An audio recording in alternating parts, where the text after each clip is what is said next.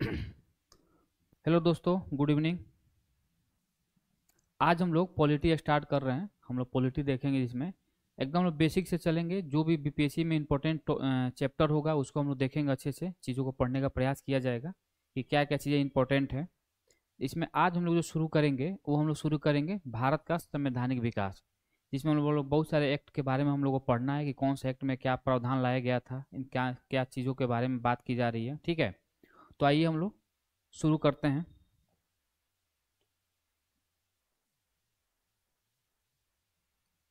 देखिए,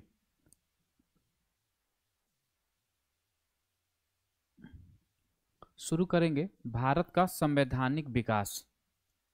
भारत का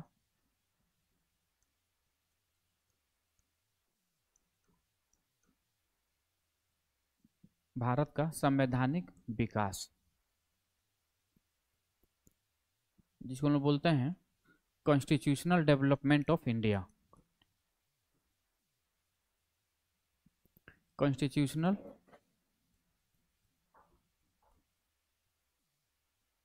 development of India. Constitutional development of India. तो हम लोग आज इसके बारे में चीज़ों को पढ़ने का प्रयास किया जाएगा कि क्या है क्या नहीं है, सारा चीज़ के बारे में। ठीक है, इसमें हम लोग को बेसिकली पढ़ना क्या है। अब यहाँ पे इंपॉर्टेंट ये है कि सर इसमें हम लोग को पढ़ना क्या है। तो इसमें हम लोग को पढ़ना है एक्ट के बारे में। बहुत सारे अधिनियम, बहुत सारे एक्ट पढ़ना है हम लोग को। बहुत सारे एक्ट पढ़ना है इसमें, यानी हम लोग अधिनियम पढ़ेंगे। अब कौन कौन सा अधिनियम हम लोग इसमें पढ़ना है, पहले इसके बारे में हम लोग बात करेंगे। अब यहाँ पे दो क्वेश्चन आएगा कि फिर इसे अधिनियम पढ़ने की जरूरत क्या पड़ी, क्यों इसको अधिनियम हम लोग पढ़ रहे हैं। तो अधिनियम पढ़ने के पीछे सबसे बड़ा कारण ये है कि थोड़ा हम लोग इसका बैकग्राउंड के बारे में हम लोग को समझना है। यहाँ पे थोड़ा समझिए। यहाँ पे ये है कि सबको पता है कि ईस्ट इंडिया कंपनी की स्थापना 1600 ईस्वी में हुई थी। ईस्ट इंडिया कंपनी की स्थापना 1600 ईस्वी में हुई थी। एक प्रकार से व्यापारिक कंपनी थी जो जाकर अलग देशों में व्यापार कर रही थी। ये लोग भारत आए, अपना व्यापार शुरू किए।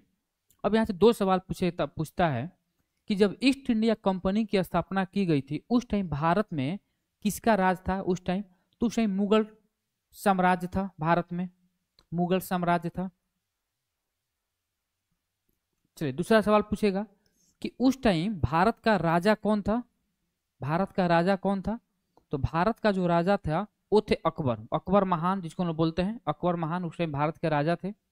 और अकबर की मृत्यु 1605 ईस्वी में अकबर की मृत्यु हो गई। ठीक है, इसके बाद इसका बेटा जहांगीर, भारत का राजा बना। भारत का ये राजा बना 1608 ईस्वी में। 1608 ईस्वी में कैप्टन हॉकिंस 1608 ईस्वी में कैप्टन हॉकिंस भारत आए।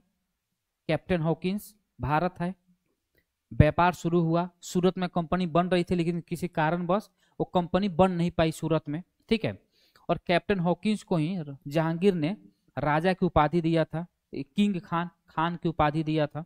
ठीक है ना, तो यहाँ पे खान की उपाधि इनको दी गई थी।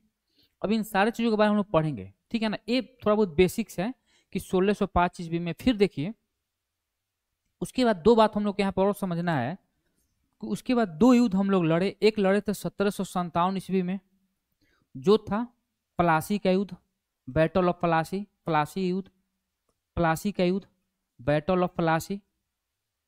ठीक है, और दूसरा हम लोग युद्ध लड़े थे 1764 ईस्वी में, बक्सर का युद्ध, बैटल ऑफ बक्सर, बक्सर का युद्ध। हम लोग यहाँ पे दो युद्ध लड़े।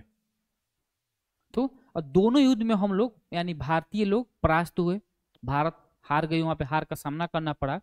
और इसी के बाद अंग्रेजों का थोड़ा कॉन्फिडेंस बढ़ा। ठीक है ना, कॉन्फिडेंस बढ़ा अंग्रेजों का। और अंग्रेज अब यहाँ पे सोचने लगे कि जो भारत है, हम लोग भारत में केवल एक व्यापारी के तौर पर रूप काम न कर कर अब हम लोग भारत में, भारत के जो राजनीतिक हो या सामाजिक हो, उसमें हम लोग हस्तक्षेप करना शुरू करेंगे। इन सारे चीजों को लेते हुए ईस्ट इंडिया कंपनी भारत में व्यापार कर रही थी।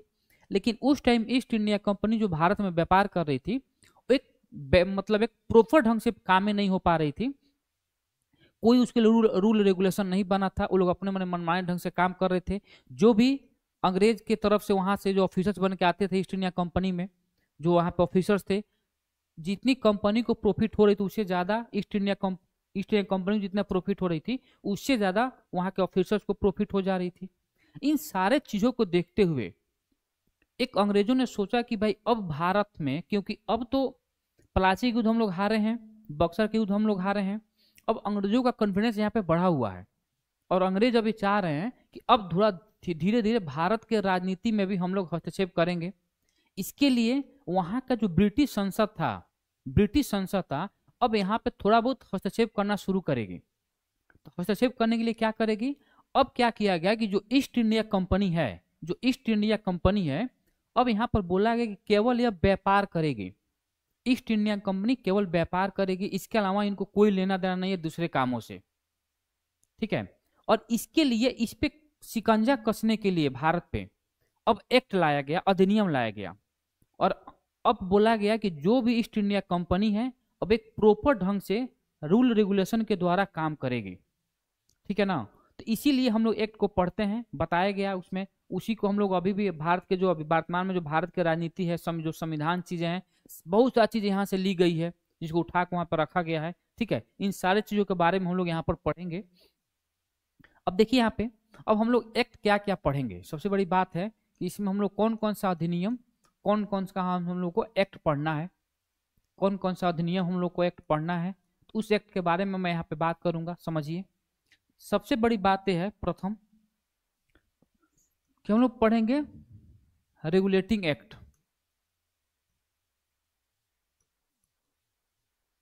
रेगुलेटिंग एक्ट 1773 का रेगुलेटिंग एक्ट। दूसरा हम लोग पढ़ेंगे पिट्स इंडिया एक्ट,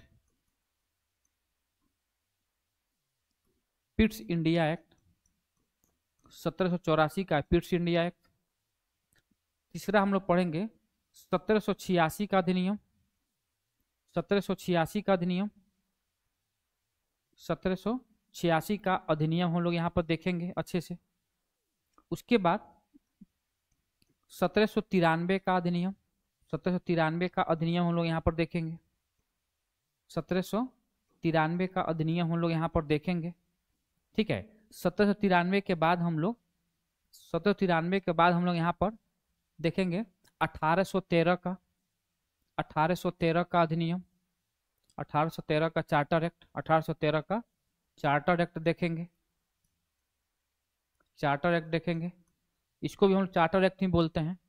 उसके बाद 1833 का चार्टर एक्ट देखेंगे, 1833 का चार्टर एक्ट देखेंगे। उसके बाद हम लोग यहाँ पे 1853 का चार्टर एक्ट देखेंगे। ठीक है, उसके बाद 1858 का भारत परिषद अधिनियम देखेंगे, 58 का भारतीय परिषद अधिनियम देखेंगे, भारतीय परिषद अधिनियम देखेंगे। ठीक है ना, 1858 हो गया। इसके बाद हम लोग 1861 का अधिनियम देखेंगे, 1861 का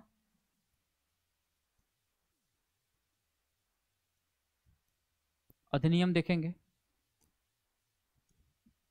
इसके बाद हम लोग 1893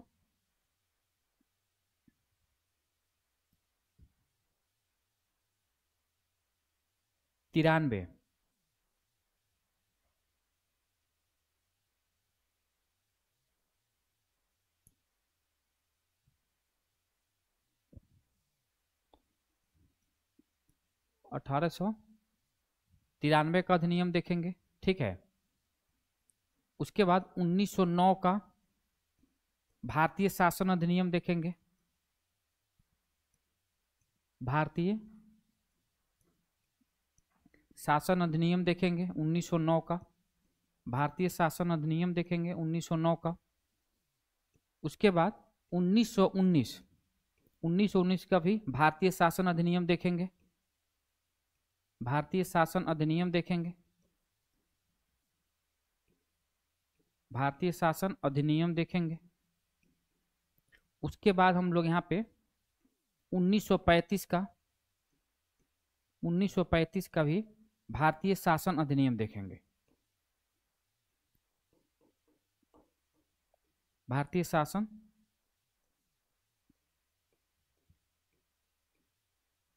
इतना चीज हम लोग को देखना है, ठीक है ना। हम लोग कितना चीज, सारे चीजों के बारे में हम लोग को देखना है, चीजों को समझने का प्रयास करना है कि क्या है, कैसे हम लोग पढ़ेंगे। हम लोग आइए हम लोग अब शुरू करते हैं। कैसे चीजों को देखना है, कैसे पढ़ना है, हम लोग एक एक करके हम लोग देखेंगे। इसमें कौन सी चीजें किस में दी गई है, क्या बताई जा रही है, इस सारी चीजों के बारे में हम लोग देखेंगे। चलिए ठीक है, आइए शुरू करते हैं। अब हम लोग यहाँ पे अब हम शुरू करेंगे सबसे प्रथम 1773 का रेगुलेटिंग एक्ट।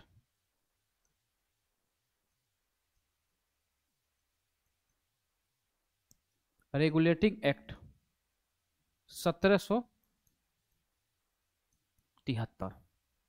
अब देखिए नाम से ही लग रहा है कि इस एक्ट का नाम है रेगुलेटिंग एक्ट। इसका नाम है रेगुलेटिंग एक्ट, यानी अब कंपनी को कैसे रेगुलेट किया जाए, कंपनी को कैसे रेगुलेट किया जाए, इसके लिए लाया गया रेगुलेटिंग एक्ट। इस रेगुलेटिंग एक्ट में क्या क्या चेंजेस लाई गई, क्या क्या बोला गया। सबसे पहली बात है कि यह पहली बार यह लिखित संविधान प्रस्तुत किया गया कंपनी को चलाने के लिए। संविधान बोलिए या लिखित रूल रेगुलेशन नियम बताया गया, नियम कानून दिया गया कंपनी को कि अब जो कंपनी है अब इसी के आधार पर सारा काम करेगी। अब कंपनी अपने मनमाने ढंग से, या कंपनी में जितने भी लोग ऑफिसर्स हैं वो लोग अपने मनमाने ढंग से काम को नहीं करेंगे। जो भी इसमें रूल रेगुलेशन दिया गया है, जो रूल बुक दिया गया है, इसी रूल बुक के आधार पे कंपनी अब वर्क करेगी भारत में। ठीक है, इसके लिए दो चेंजेस लाए गए, देखेंगे इसके लिए दो चेंज लाए गए। पहला चेंज लाया गया ब्रिटेन में, ब्रिटेन में चेंज लाया गया, यानी वहां पे जो इंग्लैंड है वहां पे इंग्लैंड में चेंज लाए गए। इंग्लैंड में क्या चेंज लाए गए समझिएगा। इंग्लैंड में चेंज लाए गए कि कंपनी को चलाने के लिए दो संस्था बनाई गई। कंपनी को चलाने के लिए दो संस्था बनाई गई। पहला है court of director, court of director, और दूसरा है court of proprietor, court of proprietor, court of proprietor. Court of director में 24 सदस्य होते थे, 24 मेंबर होते थे, और इन 24 मेंबरों की जो नियुक्ति की जाती थी यह कोर्ट ऑफ प्रोप्राइटर के द्वारा की जाती थी। कोर्ट ऑफ प्रोप्राइटर को हम लोग निवेशकों का समूह कहते हैं, निवेशकों का समूह, निवेशकों का हम लोग इसको समूह कहते हैं। एकदम अच्छे समझिएगा, अच्छे से, जो भी दिक्कत होगा पूछना है। अब इसी 24 मेंबरों में एक अध्यक्ष होता था और एक उपाध्यक्ष होता था, एक अध्यक्ष और एक उपाध्यक्ष होता था। भारत में क्या चेंज किए गए समझेंगे। उस टाइम भारत में 3 प्रेसिडेंसी हुआ करता था, भारत में 3 प्रेसिडेंसी हुआ करता था। कौन कौन? बंगाल, मद्रास और बॉम्बे। तो जो भारत में जो चेंज किए गए वो चेंज किए गए बंगाल। अब भारत में क्या चेंज किए गए, भारत में ये चेंज किए गए कि उस टाइम भारत में 3 प्रेसिडेंसी होता था, 3 प्रेसिडेंसी होती थी, प्रेसिडेंसी होती थी। कौन कौन प्रेसिडेंसी था? 3। पहला प्रेसिडेंसी था बंगाल, दूसरा था बॉम्बे और तीसरा था मद्रास। 3 प्रेसिडेंसी था। अंग्रेजों ने टारगेट क्या किया? अंग्रेजों ने टारगेट किया बंगाल के, कि अब जो बंगाल में और तीनों प्रेसिडेंसी में अपना एक अलग अलग अपना अपना गवर्नर होता था जो सारे प्रेसिडेंसी को देखता था।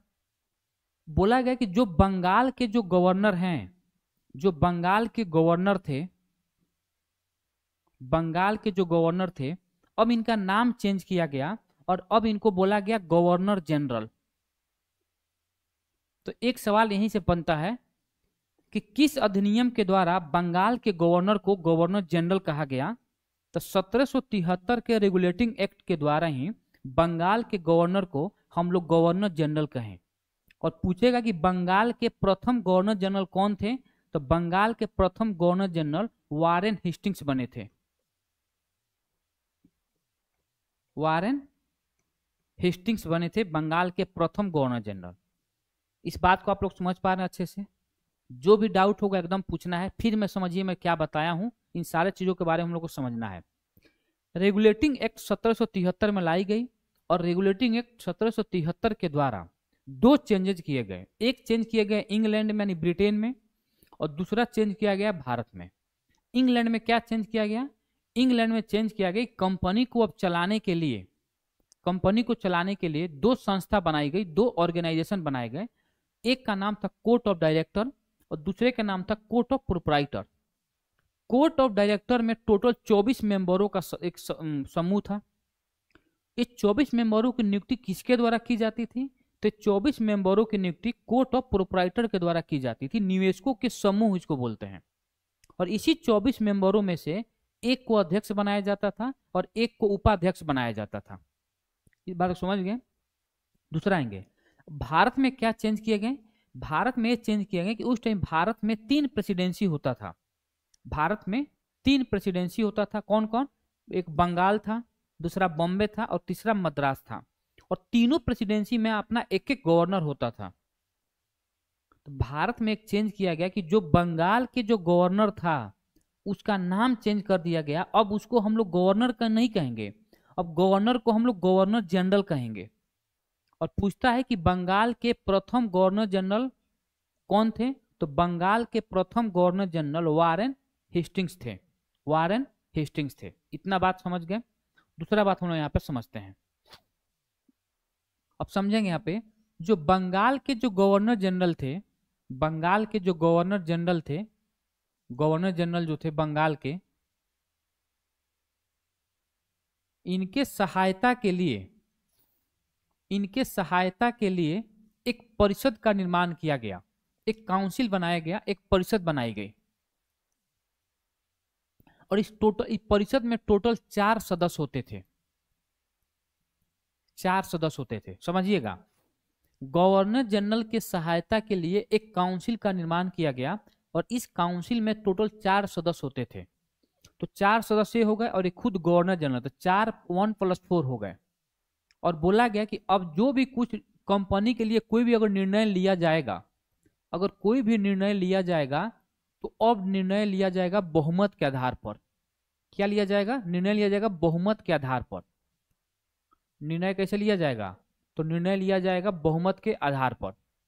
इस बात को समझ गए? दूसरा बात है हमें समझेंगे, 1773 के रेगुलेटिंग एक्ट के द्वारा, 1773 के रेगुलेटिंग एक्ट के द्वारा 1774 ईस्वी में, 1774 ईस्वी में कलकत्ता में, 1774 ईस्वी में कलकत्ता में एक सुप्रीम कोर्ट की स्थापना की गई। सुप्रीम कोर्ट की स्थापना की गई, उच्चतम न्यायालय की स्थापना की गई। अभी जो उच्चतम न्यायालय है दिल्ली में वो अलग है। मैं बात कर रहा हूं 1773-74 में। तो उस टाइम बंगाल में, सॉरी कलकत्ता में एक सुप्रीम कोर्ट की स्थापना की गई और इस सुप्रीम कोर्ट में एक मुख्य न्यायाधीश की नियुक्ति की गई, जो चीज को हम लोग चीफ जस्टिस बोलते हैं। एक मुख्य न्यायाधीश और 3 अन्य न्यायाधीश, 3 अन्य न्यायाधीश। ठीक है। तो जो यहाँ पे एक मुख्य न्यायाधीश था उसका नाम क्या था? तो उसका नाम था सर एलिजा इम्पे।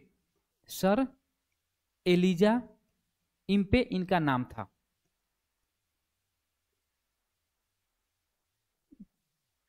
क्या आप लोग समझ पा रहे हैं चीजों को अच्छे से? एक बार जल्दी से बताएंगे। जो भी डाउट होगा, जो भी डाउट होगा एक बार आप लोग जल्दी से बता देंगे। किसी कोई डाउट होगा तो, नहीं होगा तो हम लोग आगे चलेंगे।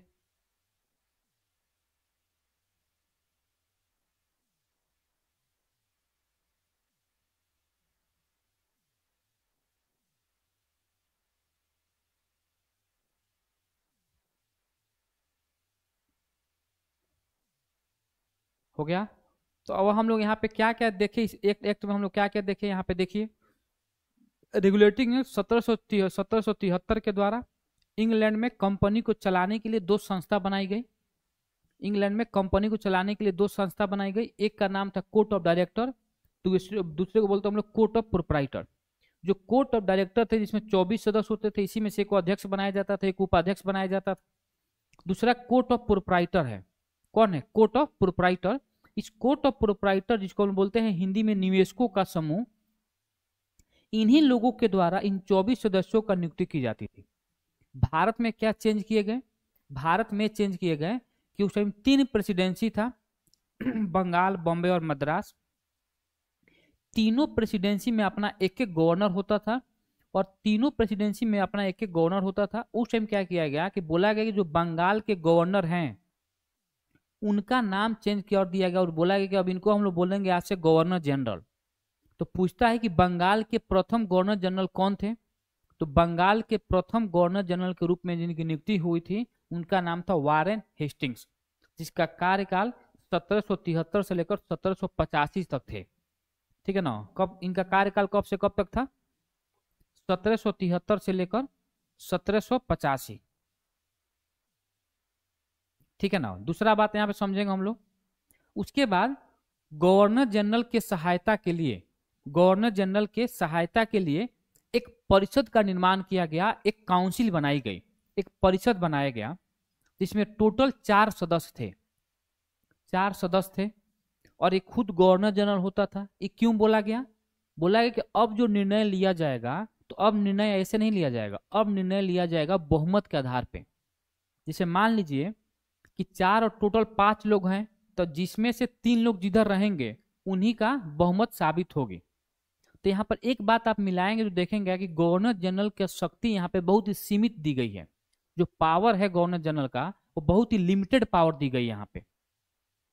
समझ में आ रहा है ना? ज्यादा पावर इनको नहीं दी गई, बहुत लिमिटेड पावर दी गई है। और 1774 ईस्वी में अगर पूछेगा कि कौन से अधिनियम के द्वारा, तो अधिनियम तो हो जाएगा 1773 का रेगुलेटिंग एक्ट। अगर पूछेगा कौन से ईयर में, तो 1774 ईस्वी में कलकत्ता में एक सुप्रीम कोर्ट की स्थापना की गई, जिसको हम लोग उच्चतम न्यायालय बोलते हैं। क्या बोलते हैं? उच्चतम न्यायालय बोलते हैं। और इस उच्चतम न्यायालय की स्थापना की गई, जिसमें एक मुख्य न्यायाधीश थे और 3 अन्य न्यायाधीश थे। इस जो मुख्य न्यायाधीश था उसका नाम था सर एलिजा इम्पे। क्या नाम था? सर एलिजा इम्पे, इसका मुख्य न्यायाधीश का नाम था। ठीक है, मुझे उम्मीद है कि इतना आप लोग समझ गए होंगे। अब इसके बाद हम लोग बात करेंगे 1784 का पिट्स इंडिया एक्ट के बारे में। ठीक है ना? क्या बात करेंगे? 1784 का पिट्स इंडिया एक्ट।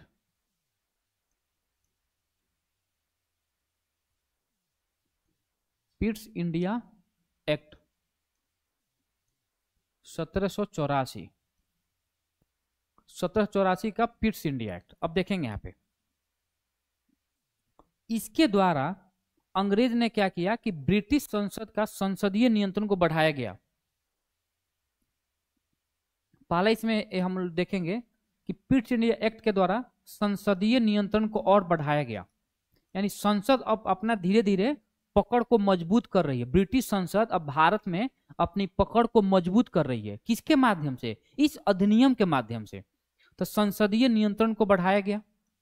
पहला पॉइंट है संसदीय नियंत्रण को बढ़ाया गया। संसदीय नियंत्रण को और बढ़ाया गया, और बढ़ाया गया। संसदीय नियंत्रण को और बढ़ाया गया। दूसरा पॉइंट यहां में देखेंगे कि जो गवर्नर जनरल के जो परिषद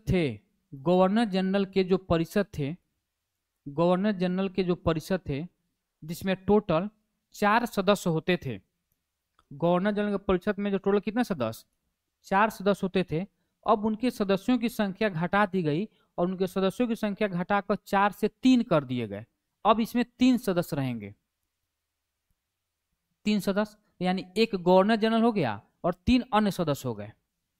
अब यहाँ पे गवर्नर जनरल के पावर को थोड़ा बढ़ाया गया है। 1773 के एक्ट के में हम लोग देखेंगे क्या कि उसके पावर को बहुत लिमिटेड पावर दी गई है, लेकिन 1784 के जो पिट्स इंडिया एक्ट है इसमें उसके पावर को थोड़ा बढ़ाया गया है। ठीक है, तीसरा बात, कोर्ट ऑफ डायरेक्टर और कोर्ट ऑफ प्रोप्राइटर जो 2 चीजें थी, दो संस्था थी, उसके अलावा एक और संस्था बनाई गई। उस संस्था का नाम है बोर्ड ऑफ कंट्रोल।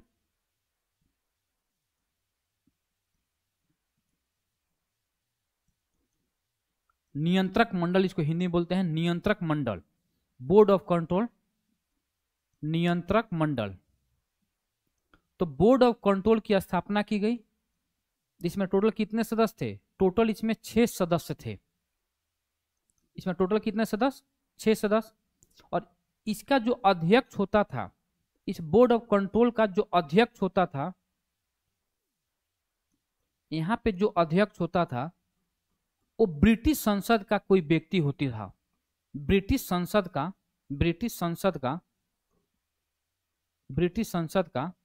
व्यक्ति होता था। लेकिन अब जो ब्रिटिश संसद है अब डायरेक्टली हस्तक्षेप कर रही है। पहले इनडायरेक्टली रूप से कर रही थी, अब यहाँ पे डायरेक्टली हस्तक्षेप कर रही है ब्रिटिश संसद। कोई दिक्कत समझने में यहाँ पे? अब यहाँ पे ब्रिटिश संसद डायरेक्टली हस्तक्षेप कर रही है।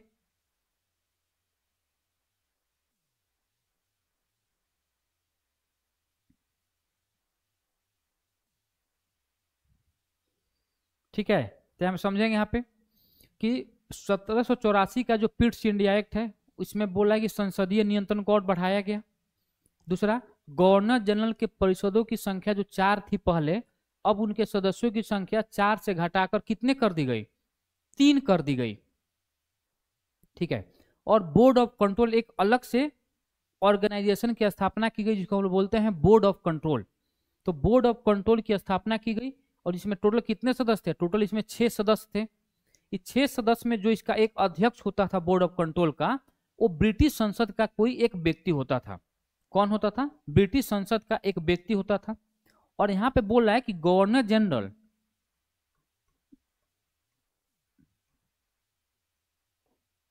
जो गवर्नर जनरल था, गवर्नर जनरल के अधिकारों में वृद्धि की गई। गवर्नर जनरल के अधिकारों में वृद्धि की गई। गवर्नर जनरल के अधिकारों में गवर्नर जनरल के अधिकारों में वृद्धि की गई। तो ये रहा हम लोग का पिट्स इंडिया एक्ट। ठीक है ना, पिट्स इंडिया एक्ट में हम लोग इतना ही 3-4 बात हम लोग को समझना है। कोई भी दिक्कत हो पहले पूछ लीजिए। ठीक है ना, तो गवर्नर जनरल का में हम लोग जो पढ़े हैं पिट्स इंडिया एक्ट 1784 का, ये 3-4 पॉइंट है। इससे बाहर जनरली सवाल नहीं पूछता है, इससे बाहर का सवाल नहीं पूछता है जनरली। मैं वही चीजें बता रहा हूं जो बार बार एग्जाम में किसी ना किसी एग्जाम में पूछा हुआ है। उन सारे का क्रक्स लेकर मैं यहाँ पर बताने का प्रयास करूंगा ताकि आप एग्जाम में इजीली क्वेश्चन को हैंडल कर सके अच्छे से। ठीक है, अब हम लोग इसके बाद पढ़ेंगे 1786 का अधिनियम। क्या पढ़ेंगे? 1786 का अधिनियम। अगला है 86 का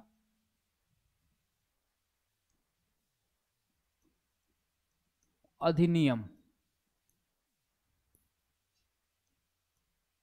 1786 का। अब यहाँ पे बात समझेंगे। जब मैंने बोला कि बंगाल के जो गवर्नर जनरल बने थे उनका नाम था वारेन हेस्टिंग्स, जिनका कार्यकाल 1773 से लेकर 1785 तक था। 86 में बंगाल के गवर्नर जनरल चेंज हुए और बंगाल के नए गवर्नर जनरल बने जिसका नाम था कॉर्नवालिस, लॉर्ड कॉर्नवालिस। जैसे उन्होंने गवर्नर जनरल बने, ये स्पेशली जो अधिनियम लाई गई है 1786 का अधिनियम, वो स्पेशली कॉर्नवालिस के द्वारा, कॉर्नवालिस के लिए ही लाई गई है।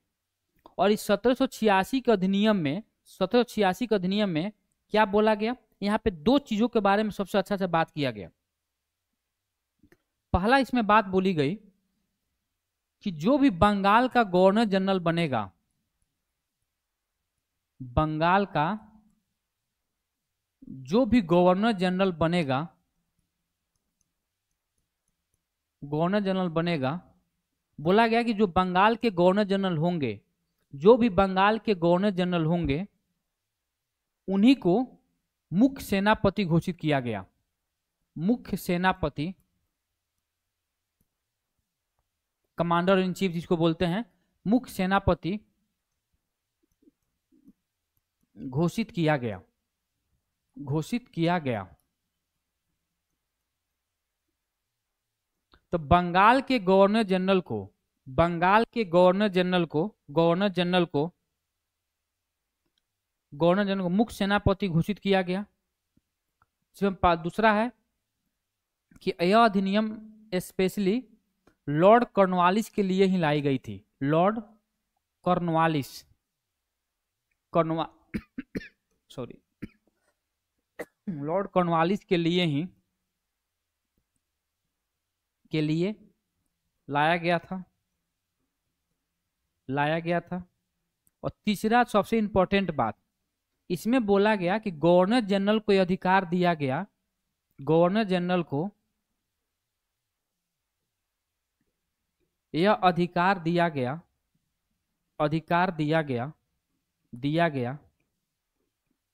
कि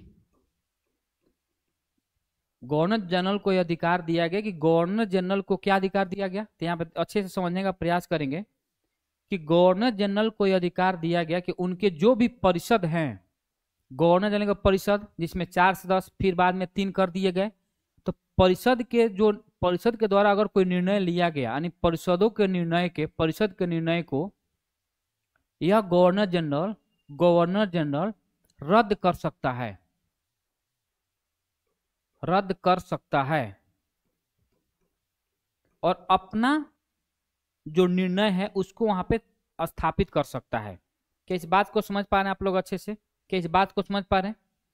तो सवाल पूछता है कि किस अधिनियम के द्वारा गवर्नर जनरल को अधिकार दिया गया कि वह अपने परिषदों के द्वारा लिए गए निर्णयों को रद्द कर सकता है। तो 1786 के अधिनियम के द्वारा यह प्रावधान किया गया कि अगर गवर्नर जनरल के परिषद के द्वारा अगर कोई निर्णय लिया जा रहा है, तो अगर गवर्नर जनरल चाहे तो इसके अधिकारों को यह रद्द कर सकता है।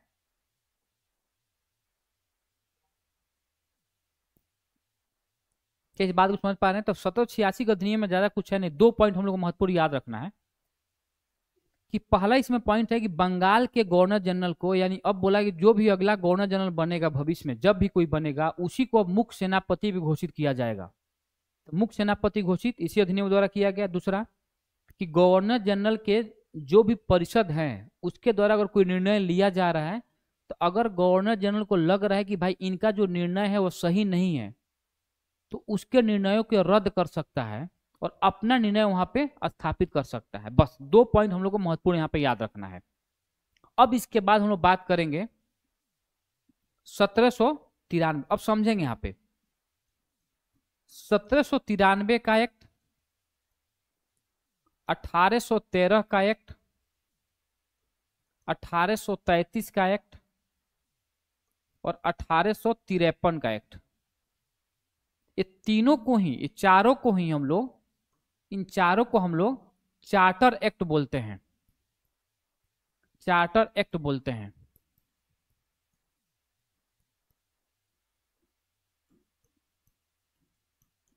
सवाल पूछ सकता है कि इनमें से कौन सा चार्टर एक्ट, किसको हम लोग चार्टर एक्ट कहते हैं और किसको हम लोग चार्टर एक्ट नहीं कहेंगे। तो इन चार को 1793, 1813 और 1833 और 1853, इन चारों को हम लोग चार्टर एक्ट कहते हैं।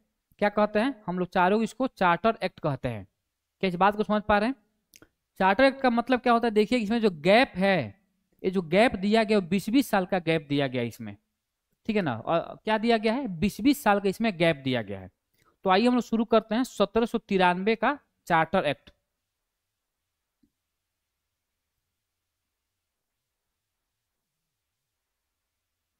चार्टर एक्ट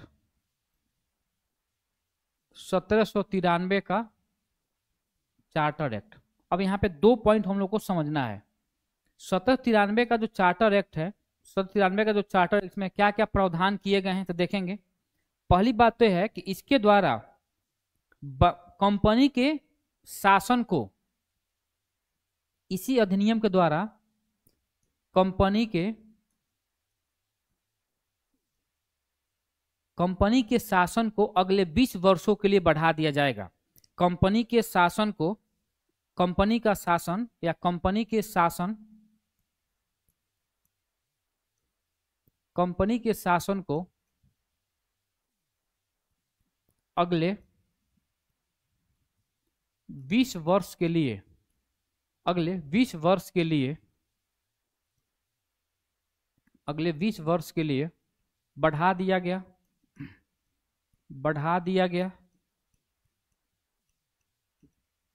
ठीक है। और दूसरा, बंगाल के गवर्नर जनरल, बंगाल के गवर्नर जनरल को, बंगाल के गवर्नर जनरल को यह अधिकार दिया गया कि बंगाल के गवर्नर जनरल जो बॉम्बे है,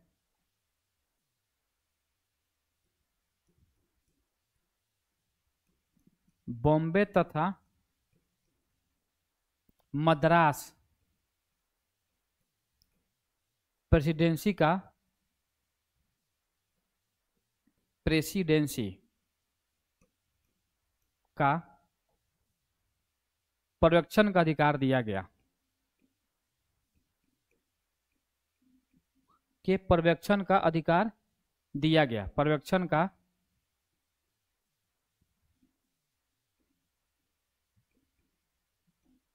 अधिकार दिया गया। तो बंगाल के गवर्नर जनरल को बॉम्बे तथा मद्रास प्रेसिडेंसी के पर्यवेक्षण का अधिकार दिया गया। मद्रास प्रेसिडेंसी के पर्यवेक्षण का अधिकार, पर्यवेक्षण का मतलब होता है देख रेख करना। लेकिन अगर यहाँ पे सवाल पूछेगा, अगर यहाँ पे सवाल पूछ रहा है 1773 का, याद रखेंगे, अगर यहाँ पे एक सवाल पूछ सकता है कि जो 1773 का रेगुलेटिंग एक्ट है, इस अधिनियम के द्वारा, यानी 1773 के रेगुलेटिंग एक्ट के द्वारा, 1773 के रेगुलेटिंग एक्ट के द्वारा मुंबई तथा मद्रास को, इस दोनों बंगाल के गवर्नर जनरल के अधीन कर दिया गया। यहाँ पे एक पॉइंट लिख सकते हैं कि रेगुलेटिंग एक्ट 1773 के द्वारा ही, रेगुलेटिंग एक्ट 1773 के द्वारा बंगाल यानी बॉम्बे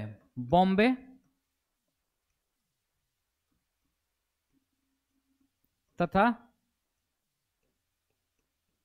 मद्रास को, बॉम्बे तथा मद्रास को बंगाल प्रेसिडेंसी के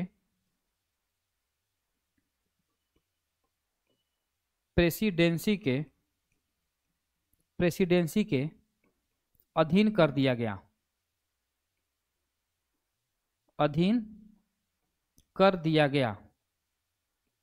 गया, ठीक है ना, इसके अधीन कर दिया गया। याद रखेंगे अच्छे से हम लोग, ठीक है। अब हम लोग बात करेंगे यहाँ पे 1793 का चार्टर एक्ट। तो 1793 का जो चार्टर एक्ट है, इसमें दो अधिनियम हम लोग को अच्छे से पढ़ना है। पहला अधिनियम हम लोग ये पढ़ना है कि कंपनी के शासन को अगले 20 वर्षों के लिए बढ़ा दिया जा रहा है। कंपनी के शासन को अगले 20 वर्षों के लिए बढ़ा दिया गया। तो जब कंपनी के शासन को अगले 20 वर्षों के लिए बढ़ा दिया जाएगा, तो अब कब आएगा? 1813 का चार्टर एक्ट आएगा।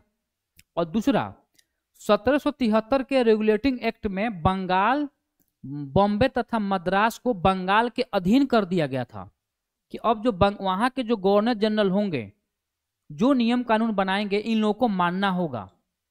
और 1793 के चार्टर एक्ट में बताया गया कि जो भी बंगाल के गवर्नर जनरल अगर हैं, तो मद्रास तथा बॉम्बे प्रेसिडेंसी के पर्यवेक्षण कर, यानी देख रेख कर सकता है, खोजबीन कर सकता है, कोई दिक्कत होगा तो उसमें सुधार करने के लिए कह सकता है।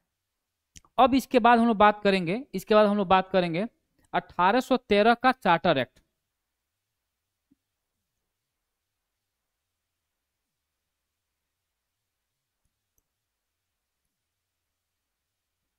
(1813) का चार्टर एक्ट, 1813 का चार्टर एक्ट 1813।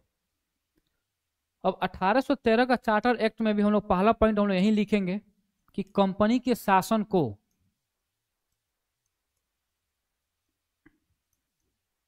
कंपनी के शासन को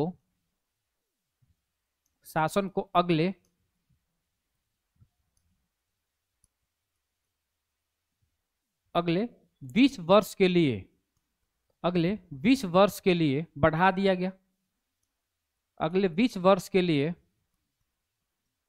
बढ़ा दिया गया, अगले 20 वर्ष के लिए बढ़ा दिया गया, ठीक है। दूसरा हम देखेंगे, अब यहाँ पे बात करेंगे कि उस टाइम ये रूल बनाया था कि जो भी लोग ब्रिटेन के लोग भारत में या कहीं पर भी ईस्ट इंडिया कंपनी के अलावा कोई भी आम आदमी व्यापार नहीं कर सकता है, ठीक है ना। ये रूल बना था कि जो भी इंग्लैंड से लोग आएंगे भारत में व्यापार करेंगे तो केवल ईस्ट इंडिया कंपनी ही व्यापार करेगी, इसके अलावा कोई भी व्यापार नहीं करेगा। लेकिन 1813 के चार्टर एक्ट में इसको ओपन कर दिया गया, ओपन फॉर ऑल कर दिया गया कि भाई सभी लोग व्यापार कर सकते हैं। तो इसके द्वारा बोला गया कि कंपनी का जो व्यापारिक एकाधिकार था कि भाई केवल कंपनी व्यापार करेगी, अब इसको हटा दिया गया। कंपनी के व्यापारिक एकाधिकार को, कंपनी के व्यापारिक एकाधिकार को, कंपनी के व्यापारिक एकाधिकार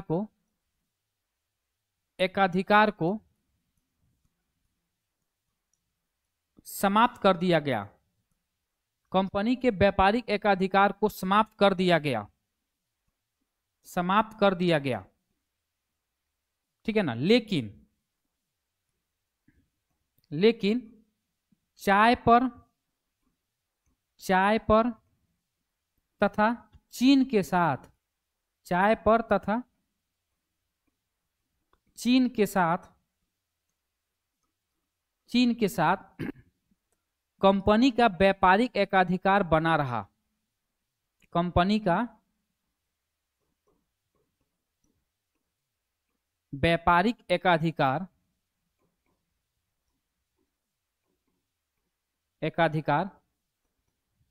बना रहा। इसका मतलब क्या हुआ, समझेंगे यहां पर क्या मतलब हुआ इसका। बोल रहा है कि चार्टर एक्ट 1813 में बोला है कि कंपनी के शासन को अगले 20 वर्ष के लिए बढ़ा दिया जा रहा है। दूसरा बोला कि कंपनी का जो व्यापारिक एकाधिकार था, यानी अब जो केवल कंपनी व्यापार कर रही थी, अब इसको ओपन कर दिया गया कि अब आम आदमी भी आकर भारत में व्यापार कर पाएगा। ऐसा क्यों किया गया? 1800 ईस्वी के आसपास में वहां पे इंडस्ट्रियलाइजेशन की शुरुआत की गई, औद्योगिकरण किया गया।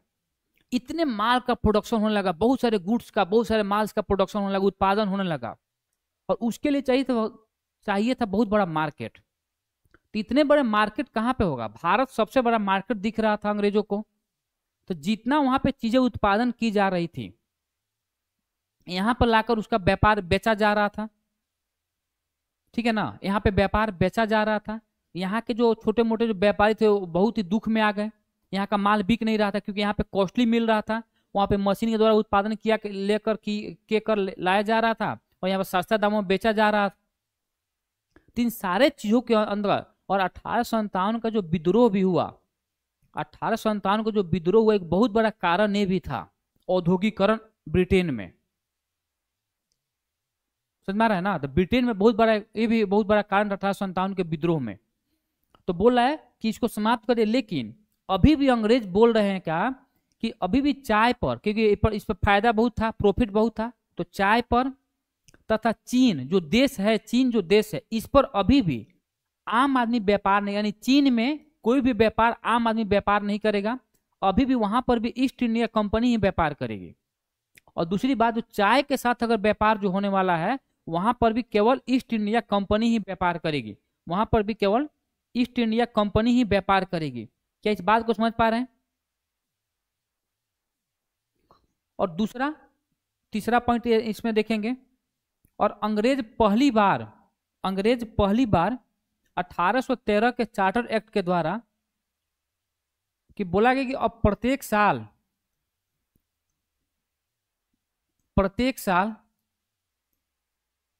1 लाख रुपया, प्रत्येक साल 1 लाख रुपया शिक्षा पे खर्च किए जाएंगे। शिक्षा पर खर्च किए जाएंगे। खर्च करने का प्रावधान किया गया। खर्च करने का प्रावधान किया गया। करने का प्रावधान किया गया, ठीक है। तो प्रत्येक साल 1 लाख रुपया शिक्षा पे खर्च करने का, यानी बोला गया कि अब भारत की शिक्षा को बढ़ाने के लिए प्रत्येक साल 1 लाख रुपया खर्च किया जाएगा। और दूसरा, इस अधिनियम के द्वारा पहली बार ईसाई मिशनरियों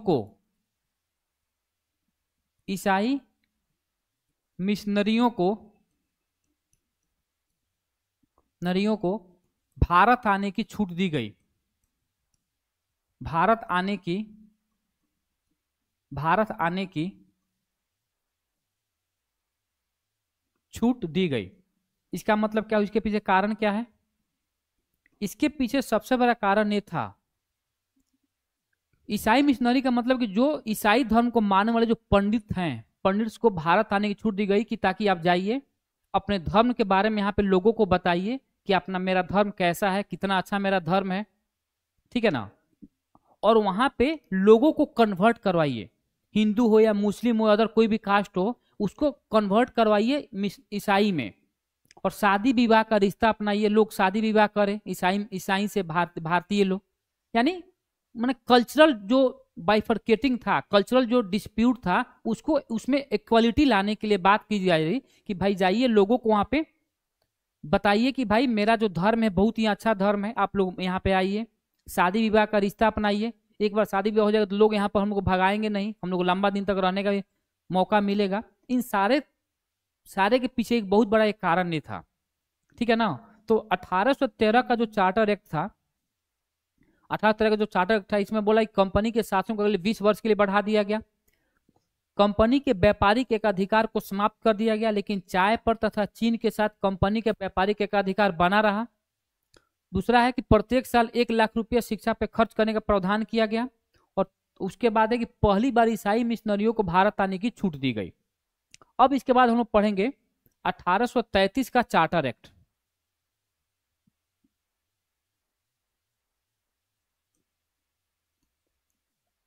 चार्टर एक्ट 1833, चार्टर एक्ट 1833। यहां देखेंगे पहला पॉइंट यहां पर भी है कि फिर कंपनी के शासन को, कंपनी के शासन को अगले 20 वर्ष के लिए बढ़ा दिया गया। अगले 20 वर्ष के लिए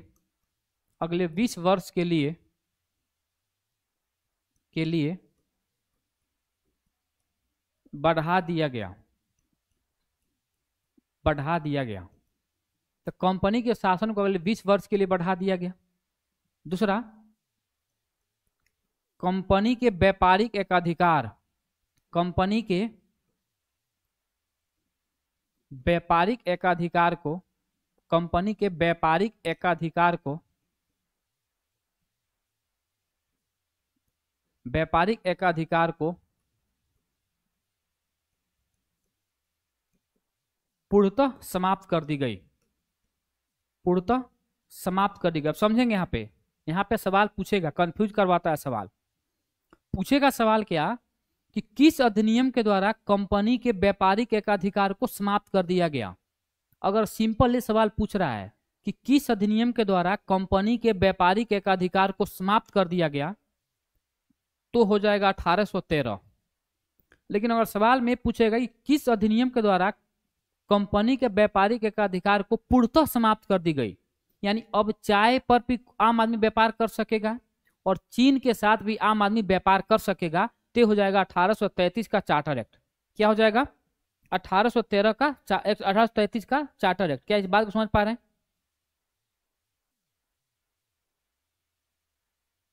और सबसे जो महत्वपूर्ण चीजें यहां पर देखेंगे, इसमें अधिनियम यह लाया गया कि बंगाल के गवर्नर जनरल, बंगाल के जो भी गवर्नर जनरल होते थे, बंगाल के जो भी गवर्नर जनरल होते थे, बंगाल के गवर्नर जनरल को अब हम लोग क्या बोलेंगे? भारत का गवर्नर जनरल, भारत का गवर्नर जनरल। तो भारत, बंगाल के गवर्नर जनरल को अब भारत का गवर्नर जनरल कहा गया, जनरल कहा जाएगा, कहा गया। और पूछता है कि भारत के प्रथम गवर्नर जनरल कौन थे? भारत के प्रथम गवर्नर जनरल, तो भारत के जो प्रथम गवर्नर जनरल थे उनका नाम था लॉर्ड विलियम बेंटिक। क्या नाम था? Lord William Bentinck, Bentinck. तो पूछता है सवाल कि भारत के प्रथम गवर्नर जनरल कौन थे? तो भारत के प्रथम गवर्नर जनरल जो थे वो थे लॉर्ड विलियम बेंटिक। कोई दिक्कत, लॉर्ड विलियम बेंटिक। ठीक है, उसके बाद हम लोग बात करेंगे अगला पॉइंट, यहां पे समझेंगे अगला पॉइंट कि अब गवर्नर जनरल समझेंगे। गवर्नर जनरल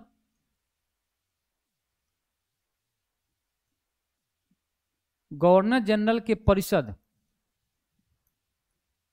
गवर्नर जनरल के परिषद में एक विधि सदस्य की नियुक्ति की गई। एक विधि सदस्य यानी लॉ मेंबर, विधि सदस्य जो नियम कानून जानता हो, जो रूल जानता हो थोड़ा बहुत, विधि सदस्य की नियुक्ति की गई। विधि सदस्य की नियुक्ति की गई। तो गवर्नर जनरल के परिषद में एक विधि सदस्य की नियुक्ति की गई। पूछेगा कि वो विधि सदस्य का नाम क्या था, कौन था वो विधि सदस्य? तो उनका नाम था Lord Macaulay. Lord Macaulay, Lord Macaulay थे। दूसरा बात, 1833 के चार्टर एक्ट के द्वारा, 1833 के चार्टर एक्ट के द्वारा 1843 में दास प्रथा की समाप्ति की घोषणा की गई। दास प्रथा की समाप्ति की घोषणा की गई। समाप्ति की घोषणा की गई। पूछेगा किसके नेतृत्व में? तो उनका नाम था एलन बरो। एलन बरो के नेतृत्व में दासता की या दास प्रथा की समाप्ति की घोषणा की गई। अब यहाँ पे दो सवाल पूछता है। पूछेगा सवाल क्या कि किस अधिनियम के द्वारा दास प्रथा की समाप्ति की घोषणा की गई। अगर अधिनियम पूछेगा तो 1833 का चार्टर एक्ट आंसर हो जाएगा। अगर पूछेगा कि किस अधिनियम के द्वारा किस साल, ईयर अगर पूछ देगा इन विच ईयर, तो 1843 या 1843 में किसके नेतृत्व में, कौन था रिप्रेजेंटेटिव? तो उनका नाम था एलन बरो। तो एलन बरो के नेतृत्व में दास प्रथा की समाप्ति की घोषणा की गई 1843 में और 1833 के चार्टर एक्ट के द्वारा। That's it. क्या इस बात को आप लोग समझ गए? इतना यहां तक किसी को डाउट है?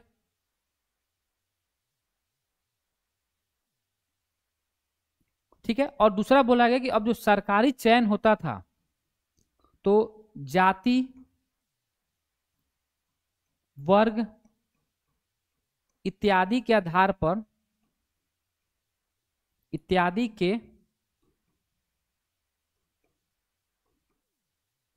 के आधार पर सरकारी चयन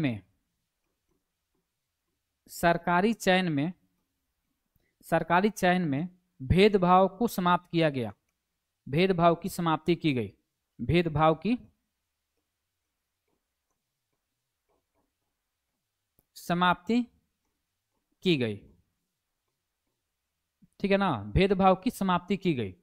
तो ये रहा हम लोग का 1833 का चार्टर एक्ट। अब यहाँ पे समझेंगे 1833 का जो चार्टर एक्ट है, यहाँ पे हम लोग को थोड़ा चीजों को समझना है अच्छे से। कंपनी के शासन को अगले 20 वर्षों के लिए बढ़ा दिया गया। तो जब कंपनी शासन को अगले 20 वर्ष के लिए बढ़ा दिया जाएगा तो कब हो जाएगा? वो 1853 हो जाएगा। पहली पॉइंट। दूसरा पॉइंट, कंपनी के व्यापारिक एकाधिकार को पूर्णतः समाप्त कर दी गई। पूछेगा सवाल कि कंपनी के व्यापारिक एकाधिकार को समाप्त किया गया तो 1833 का हो जाएगा, तो 1813 हो जाएगा। लेकिन और सवाल पूछेगा कि पूर्णतः समाप्त कर दिया गया तो 1843 हो जाएगा। तीसरा, अब बोला कि जो बंगाल के जो गवर्नर जनरल होते थे, अब उनको हम लोग बोलेंगे भारत का गवर्नर जनरल। तो बंगाल के गवर्नर जनरल को ही हम लोग क्या बोल रहे हैं? भारत का गवर्नर जनरल। और पूछेगा कि भारत के प्रथम गवर्नर जनरल कौन थे? तो भारत के प्रथम गवर्नर जनरल का नाम था लॉर्ड विलियम बेंटिक। क्या नाम था? लॉर्ड विलियम बेंटिक भारत के प्रथम गवर्नर जनरल थे। गवर्नर जनरल के परिषद में एक विधि सदस्य की नियुक्ति की गई। तो पहले 4 सदस्य थे, फिर इंडिया 1784 में उसको 3 कर दी गई और फिर से एक सदस्य की नियुक्ति की गई है, चौथे सदस्य जो विधि सदस्य के रूप में काम कर रहे हैं। उनका नाम क्या था? Lord Macaulay. उसके हम लोग बात करेंगे 1833 के चार्टर एक्ट के द्वारा 1843 ईस्वी में दास प्रथा, कहीं दास प्रथा देता है या कहीं कहीं दासता देता है, दासता, तो याद रखेंगे। दासता की समाप्ति घोषणा की गई किसके नेतृत्व में? तो एलन बोरो के नेतृत्व में। जाति वर्ग के आधार पर जो पहले सरकारी चयन में भेदभाव किया जाता था, इसको यहाँ पर समाप्ति की घोषणा की गई। यहाँ पर अब समाप्ति की घोषणा की गई। क्या इस बात को समझ पाए आप लोग?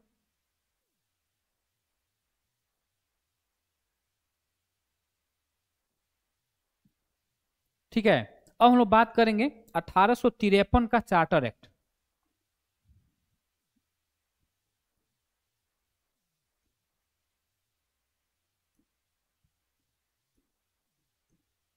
चार्टर एक्ट 1853, इसमें कंपनी का अब अगले 20 वर्षों के लिए नहीं बढ़ाया जाएगा, क्योंकि अब तुरंत 1858 में भी एक्ट लाया गया था। इसमें सबसे पहली बात है, पहला पॉइंट में बोला गया कि अब किसी भी समय, इसमें बोला गया कि अब किसी भी समय कंपनी के शासन को, कंपनी के शासन को, अब किसी भी समय कंपनी के शासन को समाप्त कर शासन ब्रिटिश संसद के हाथों में सौंप दिया जाएगा। ब्रिटिश संसद के हाथों में सौंप दिया जाएगा, सौंप दिया जाएगा। चलिए दूसरा है, याद कीजिए कोर्ट ऑफ डायरेक्टर, 1773 का रेगुलेटिंग एक्ट। तो जो यहाँ पर कोर्ट ऑफ डायरेक्टर थे, कोर्ट ऑफ डायरेक्टर, उसमें कितने मेंबर? कोर्ट ऑफ डायरेक्टर में कितने मेंबर? तो 24 मेंबर। कोर्ट ऑफ डायरेक्टर के जो 24 सदस्य थे, उनकी संख्या घटा दी गई और उनकी संख्या घटाकर 18 कर दिए गए, 18 सदस्य कर दिए गए। तो सवाल पूछता है कि किस अधिनियम के द्वारा कोर्ट ऑफ डायरेक्टर के 24 मेंबरों की संख्या घटाकर 18 कर दिया गया? तो 1853 के चार्टर एक्ट के द्वारा कोर्ट ऑफ डायरेक्टर के 24 सदस्य थे, उसकी संख्या घटाकर 18 कर दी गई। और गवर्नर जनरल के परिषद में जो विधि सदस्य की नियुक्ति की गई थी लॉर्ड मैकाले के रूप में, ठीक है ना, लॉर्ड मैकाले के रूप में जो की गई थी, तो गवर्नर जनरल के परिषद में,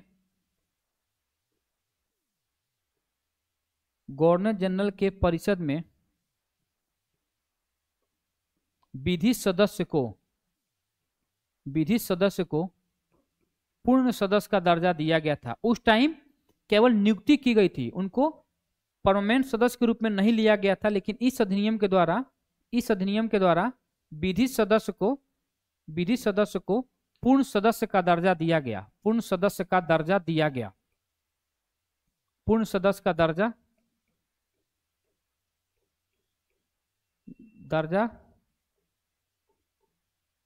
दिया गया, पूर्ण सदस्य का दर्जा यहां पर दिया गया, ठीक है ना। तो 1853 का जो चार्टर एक्ट है, 1853 का जो चार्टर एक्ट है, इसमें हम लोग यहाँ पे चीजों को देखें कि इसमें पहला पॉइंट ये बोल रहा है कि अब बोला गया कि भाई कंपनी के शासन को अब किसी भी समय समाप्त कर दिया जाएगा और पूरा शासन ब्रिटिश संसद के हाथों में सौंप दिया जाएगा। दूसरा बोला गया कि जो कोर्ट ऑफ डायरेक्टर जिसमें 24 सदस्य थे, अब उसकी संख्या घटाकर 18 कर दी गई। और गवर्नर जनरल के परिषद में जो विधि सदस्य की नियुक्ति की गई थी लॉर्ड मैकाले के रूप में, अब उसको परिषद का पूर्ण सदस्य का दर्जा दिया गया, पूर्ण सदस्य का दर्जा यहां पर दिया गया, ठीक है ना। तो इतना हम लोग आज देखते हैं, उसके बाद फिर हम लोग अगले क्लास में चीजों को देखने का प्रयास करेंगे। कल हम लोग पूरा एक्ट पढ़ेंगे, संविधान सभा पढ़ेंगे और प्रीएम्बल भी पढ़ेंगे। कल हम लोग 3 टॉपिक यहाँ पे चीजों को पढ़ने का प्रयास करेंगे और समझने का प्रयास करेंगे, ठीक है। तो आज के लिए बस इतना ही, थैंक यू।